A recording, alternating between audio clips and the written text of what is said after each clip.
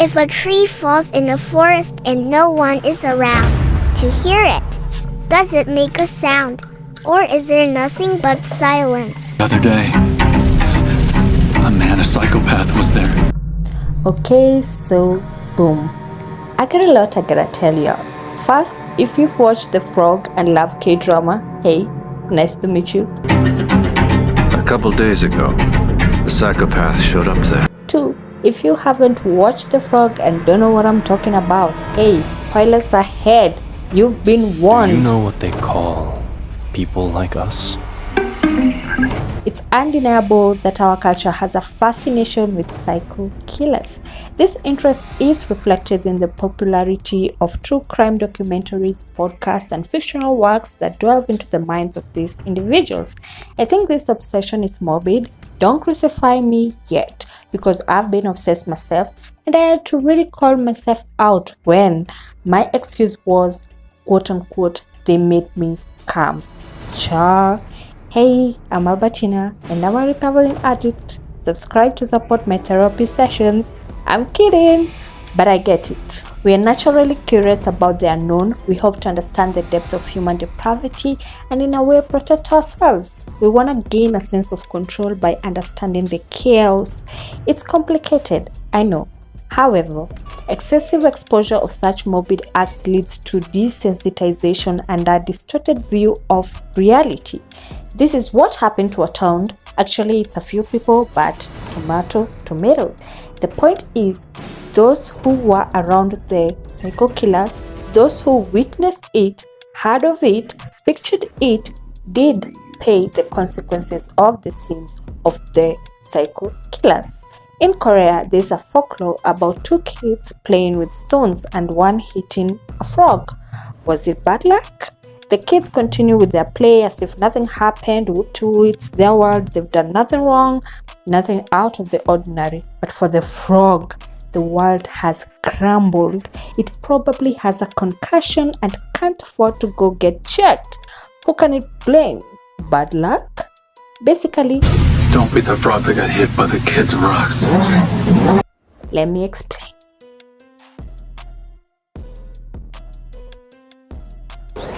A run-of-the-mill motel in a country town. There was a lake and a mountain nearby. Business was good. Enjoy. So let me put this into context. There's this guy called Sang-joon who owns a motel in the countryside called Lakeview Motel. Then one rainy night, because of course it has to rain, he meets a new customer sitting in his car, calls him into his motel and gives him one of the best rooms in the motel, room 403 or 413, not sure, then drinks and sleeps on the job. This is important to note. Talk about it later. Turns out this guy is a well-known psycho killer and this was just another day at the job, and I quote. So he did what he does best, chops off body parts and leaves. Like, bro, come on now, why you gotta be so rude? Like, take the body at least. Anyways, it's the morning after. Sang-joon's wife comes up for her shift. The guy leaves to meet his friend and woo-cha. The wife finds the body parts. This is the point where ish hit the fans. So there's this police woman called Bumin who is sympathetic, overlooked and detailed, very detailed. This was her first case in 2001 and she's the bridge that connects the kids with the frogs. She's me, she's you, she's the observer. There are 2 stories here. The second story happens 20 years later. Same old, a resort owner, John Young-ha, aka main character energy, aka the protagonist, hosts this gorgeous young lady. What was her name? Haseon? No, that was the child. Yoo Sung-ha. Yeah, Yoo Sung-ha. Arrives as a guest at the guest house. She's mysterious and has this aura around her that gives killer vibes. I became suspicious when she put on the song, Ain't No Love in the Heart of the City. What do you mean by that? Whoop-de-woo, she settles in with this child who looks like he's afraid of her or something. They eat and next day she leaves. Guess what? Oh, you know already. With no child, at least we didn't see him. The record player has blood on it and the house stinks of bleach. Like, who cleans an Airbnb like that? Anyway, the owner John Young-ha comes back, finds all these suspicious clues, doesn't go to the police, and definitely cleans up the whole damn house after making him an accomplice. Cause why? No, let me save my sentiments. So basically the kids are the psycho killers and the frogs the two resort owners and their families. So let's see how much they had to pay for the sins of the kids. 그래! 다 내 잘못이다! 어디서부터 빌어줄까? 내 그날 그 살인자 안 받았어도 그지? 아니지 이따위 못해 시작하지도 말았어.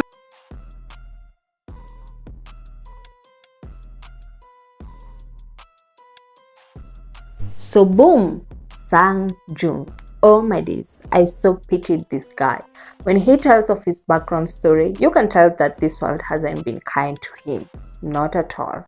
He's had lots of bad luck, but he was happy, content in managing his Lakeview motel that he had worked so hard for and was the main source of livelihood for his family. He was also kind too, a trait that this serial killer, psycho killer, took advantage of. He literally told him, "You're so nice." And I thought, uh-oh. I translated, "You're so nice and I'm gonna take advantage of that." He made a big mistake. Okay, 3 in particular, cause bad news comes in 3, right? 1, he low-key begged for the psycho to come to his motel. I get it. You see a stranger in the rain, you want to help, you want to make some money, win-win, right? Wrong. Though, he gives this stranger one of his best rooms. Now, why would you do that? Again, I get it. You treat people right because they might be an angel, right? Uh-oh, wrong. This is business. Be profesh. Trey, Sang-joon, why are you drinking on the job? Again, don't get it. It's usually quiet on the outside of the Lakeview motel and maybe you just want to sip a drink or two, but you gotta be on top of your game the whole time. Don't be caught sleeping. Sang-joon reflects a side of us humans that overgives to people in a way, I feel, as a form of people pleasing. Yep, that must be it. Sang-joon saw this man and instantly pitied him when he didn't deserve it. Like, bro, this is business, not personal. Why are you saving a grown man that hasn't asked for it? Was it the lucky? Cha. Nonetheless, all of his kindness were taken for weakness and the psycho did what he does best. In the end, he lost his motel because now it became the Lakeview Murder Motel.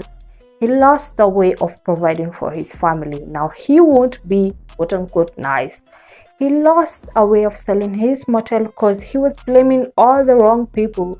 And then the psycho tells him, "Oh, you're not the victim.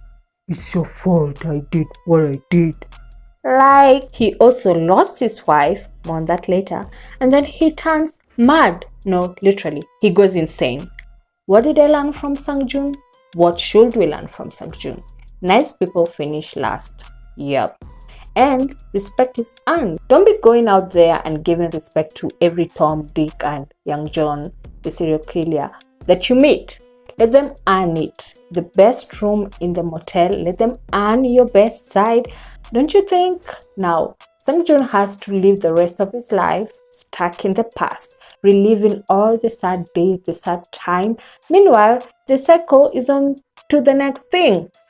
Guys, don't be Sang-joon. Yeah, life is hard, blah, blah, blah, but your mind, your perceptions are your superpowers. Use them. Sorry, Sang-joon. And P.S. Don't be a people pleaser. Thank you. Next.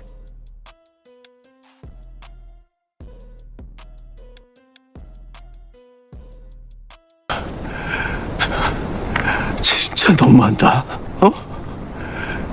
너만 힘들어? 너만 힘드냐고. 나도. 알았어. Oh, poor woman, wife of Sang-joon. The wife of Sang-joon actually saw the body parts, the mess that the killer left behind. So she came in during her shift, told the husband, "Hey, go to sleep, I got this," and went to clean one of the rooms. Happened to be the room that the killer was in. Then boom, body parts.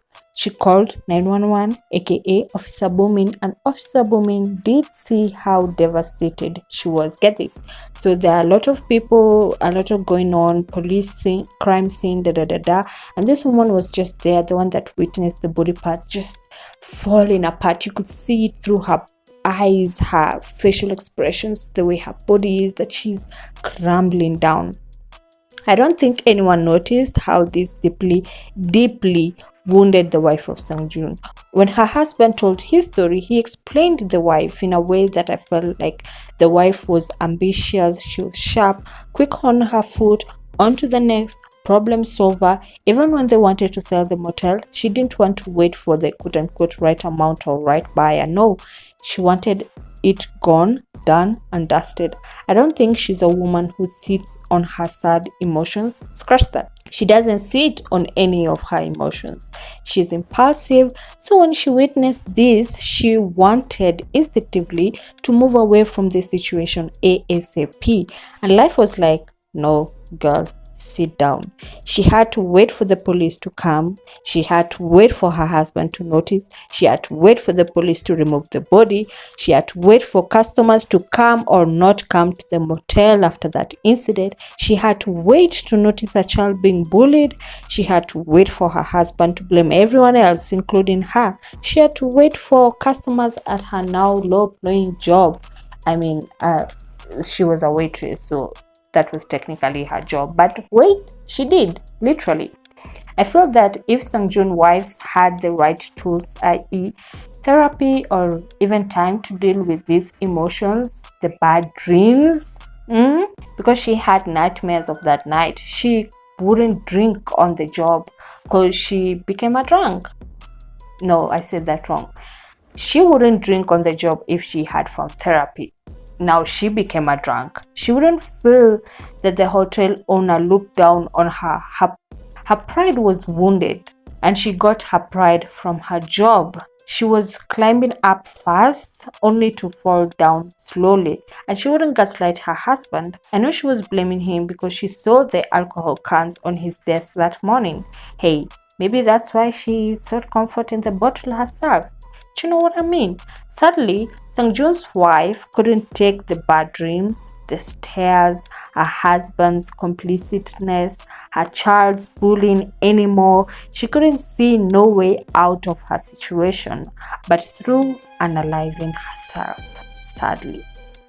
Now I know I can't talk ill of the dead, because that's what I was about to do, but life hands us lemons and we sit with it, cry about it, we mourn and have nightmares, forgetting that we can make lemonade. And if nobody told you this, where there's a will, there's a way.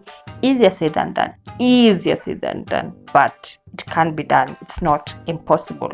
I'm not saying move past like nothing's wrong, but don't be the frog, right, that gets hit by the kids, especially if it's not your fault. Girl, you have no excuse but to move on. What you can do it. Do something. R.I.P. Sang-joon's wife.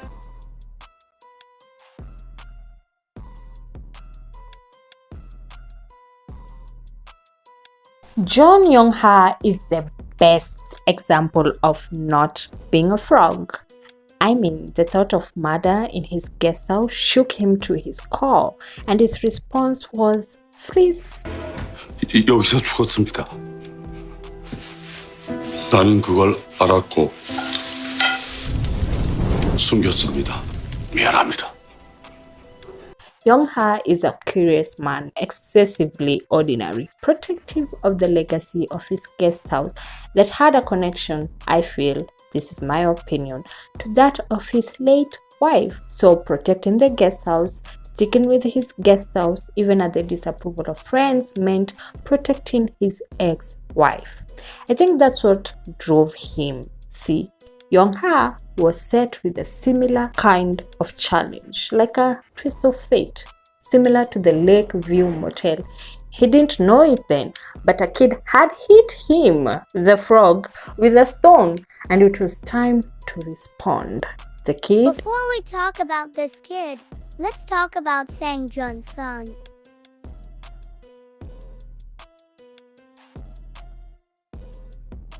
No, literally, child. Jiho represents the bridge between the past and the future, his parents' past and his future. His past was effed up, alright, and by the twist of fate, he did get to see the villain in his family's story. The one that made his Oppa mad. Did I say it right? Oppa, father. And the one that made his Oma unalive herself. So with the help of his uncle and grandma, he had a future where he will correct all wrongs, the injustice of his bullying, because he was bullied into providing his mother's alcohol and sleeping pills to his bullies. That caused chaos, made his father go cray-cray on the bully's parents and losing his only opportunity to sell his defamed motel. Child, this kid has gone through a lot. So it was no surprise, actually I was surprised, that he had one ambition: to unalive the villain that did this to his family. He would correct the injustice and finally bring vengeance to his father's doorstep, to become quote-unquote ghost, because this psycho told him while carrying a dead woman on his shoulder to pretend that he didn't see anything. Bro, just say shh and move on. You know what? Never mind. Jiho paid for his silence, for his going ghost, as the psycho killer told him to do when he was literally a child. Had he woken up his dad, maybe things would have been different, right? Wrong, because the show won't be the frog. Maybe the kids. Laugh now. Have you subscribed, by the way? Just checking. I feel Jiho learned from this. Thank God for time, because now he could and he did correct this. He did what he could do, become a murderer for the sake of his sanity. I get it. I'm not saying that vengeance is the right way. You know the quote, when you seek vengeance, dig two graves, one for your enemy and another for yourself. And he did dig a grave. And he did dig a grave himself. I mean, he tried to unalive himself before the future came and saved him. Hallelujah. Praise Jesus. See, guys, there's always a light at the end of a dark path, unless you're in hell and even then Jesus saves. Praise ya. Anyways, Jiho did what he could do best, and thank God he made it out. He didn't become the frog that got hit by the keystone. No, he was almost there, but he didn't do it. So kudos to Jiho. Yeah.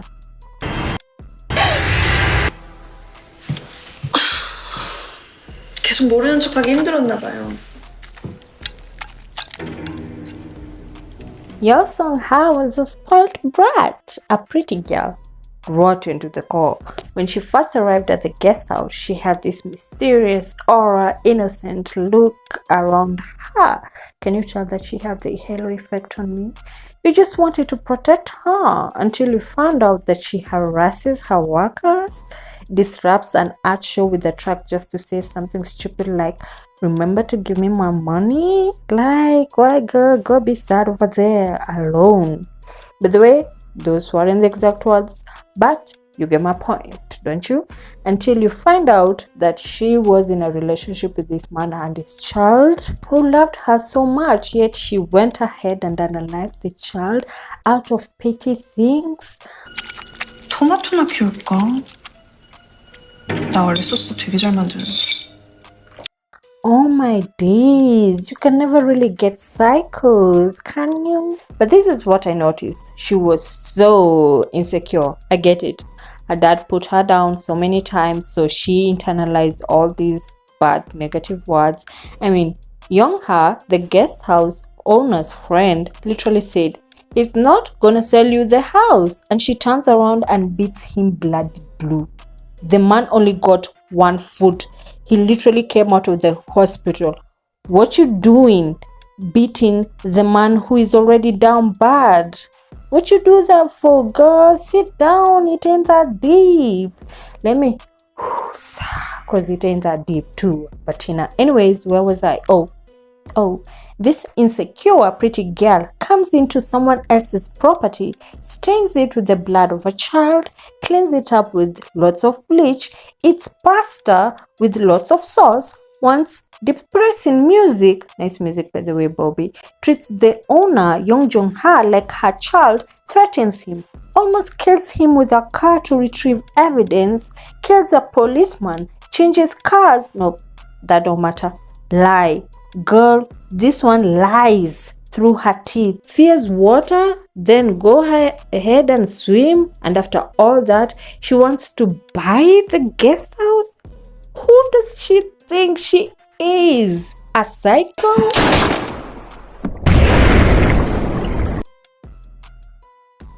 I get it. Yongha is just like us. You know the consequence of a psycho in your business, the bad PR, the damage it will do to your image, to your business. You don't want no drama. Yongha wasn't close to his neighbors. He just led an introverted life, tending to his business. Then this kid, Yong Song-ha, the psycho killer, the girl that I was talking about, this entitled kid comes around and takes or tries to take advantage of your kindness. I get it. He freezes. He's confused. He's taking in what is happening. He covers up for the woman, hoping to never see her again. I would do that too. No, he didn't tell the police. I get that. She's gone. What is the need to focus on the stone? Let it go. But sometimes the kid is a psycho, an obsessed one, and you gotta react. Now, I didn't like how this man saw all these red flags and said nothing to Officer Boomin. Like, sir, speak. Please, say something. Blink twice if you need help. You know what I mean? I think sometimes we take too long in one bad situation. We sit there for so long that we become accomplices or a part of the problem. We shouldn't. We can stay, but not for too long, because then we drag the people around us in our mess, in our chaos. I get it, okay? Healing isn't linear. It comes in waves, but life moves on. That's the sad reality. And every day, the best we can is to strive to move on. This is what happened to John Young-ha. His friend's laundry and coffee shop got banned.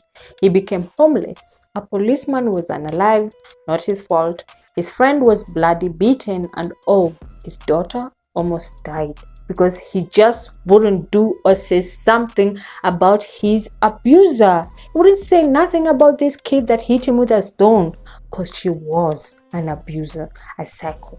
Words have power. Speak, Young-ha, or forever hold your peace. I kept telling the screen. I was shouting at the screen. Thank God Officer Boomin got to him, because sometimes all it takes is to say, help. We all are imperfect. We can't figure out everything. But if we ask for help, that's a great step into getting rid of a psycho. Song-ha. 그때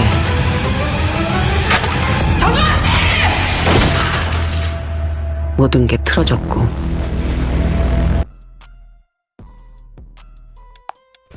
Officer Boomin witnessed the aftermath of a killer's path, how the people around them paid for their sins.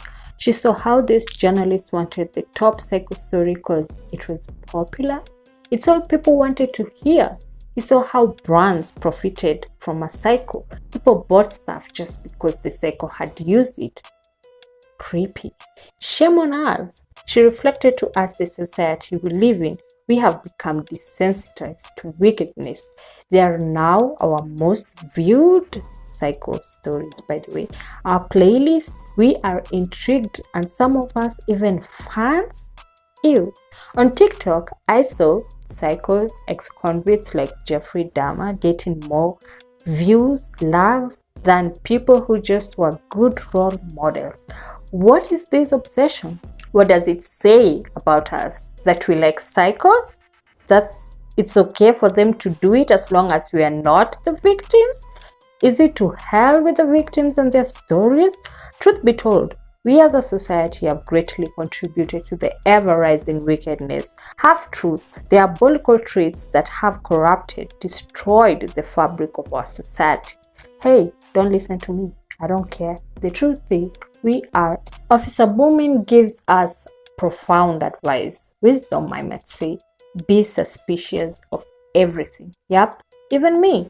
Am I telling you all this so you can subscribe? Yes. among other things that you'll never know. Still, just be suspicious, y'all. Don't trust all the information you're told, because at the core of every human is our personal biasness. Basically, we want to serve our own purposes. How do you feel? Can you relate? And oh, don't be the frog that gets hit by the kid's stone. Okay, bye.